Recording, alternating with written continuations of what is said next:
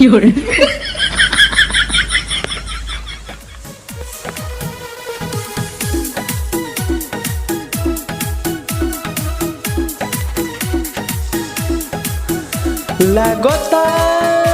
कदी ही दीवाना हो वीडियो के देखे ले रोजाना हो।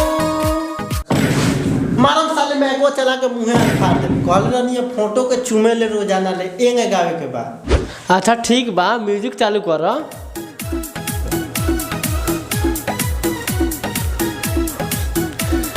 लगता कदी ही दीवाना हो तोरा मौगी के देखेली रोजाना हो। रे ऐसा वाइसे गावे ले कॉल रनी फोटो के चुमे ले रोजाना हो। हमरा से ना गवाई रे सरवा से फोटो उठो चुमे वाला गाना। एक सुबह से एको को पूछी नहीं कि पीले हम पूछी पिएबे तो गबाऊ। अच्छा ठीक बा बारा साले पूछी पिया।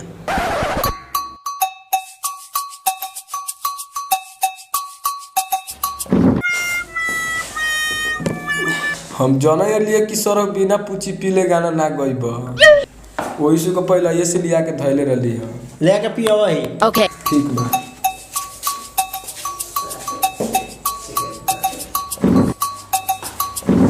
धर है मार आ जाके साले माई के घर फाड़ के आ।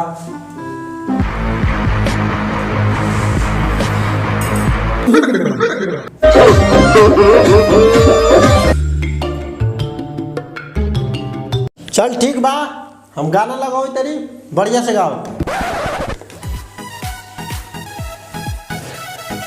लगता कभी ही दीवाना हो फोटो के चुमे ले रोजाना हो। अरे मान ले बिया हमके पहती मान ले बिया हमके पहती पगली देखावे अगरबत्ती पगली देखावे अगरबत्ती। वाह जिया राजा आओ बैठा गर्दा उड़ा दे लइया। बस दारू वारू पी ले बड़े लाइव ना ये ना तो बवाल हो जाए लाइव में। ठीक बा जाके सूत रह। ए लइए बा 2-3 टिप लइए ली है। ए आज पीले बानी तो 2-3 टिप ले 10 टिप ले माजू। ठीक बा जो सकेरिया ये शूटिंग हो गया।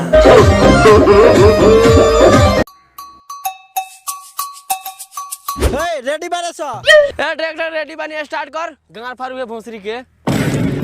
ओए चल ठीक बा चालू कर रोल कैमरा एंड एक्शन।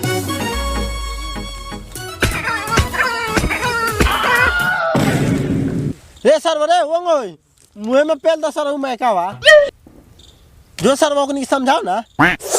ए कोन हट हम ऐसे वीडियो ना करम वैसा नहीं करे के ऐसा करे के बा।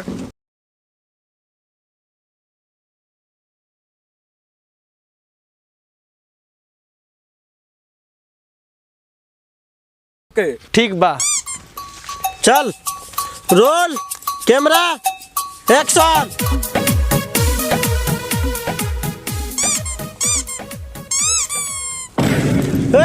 वैसे नहीं करे के ठीक से कर थान नहीं दाबे के।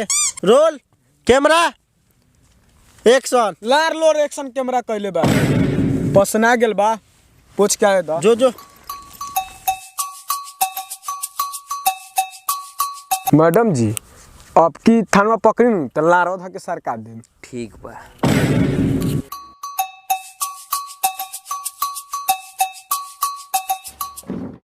सर आपकी निहुरा के 2-3 टिप मारिए ले हम। ठीक बा अभी तो मारिए ले 2-3 टिप हम। ठीक बा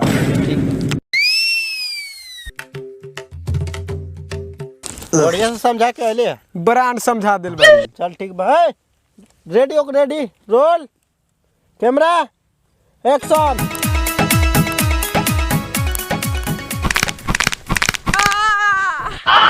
रे सर वो डायरेक्टर अब हमरा से वीडियो शूटिंग ना हो तो अब पिंटू के तो तूर देलाऊ।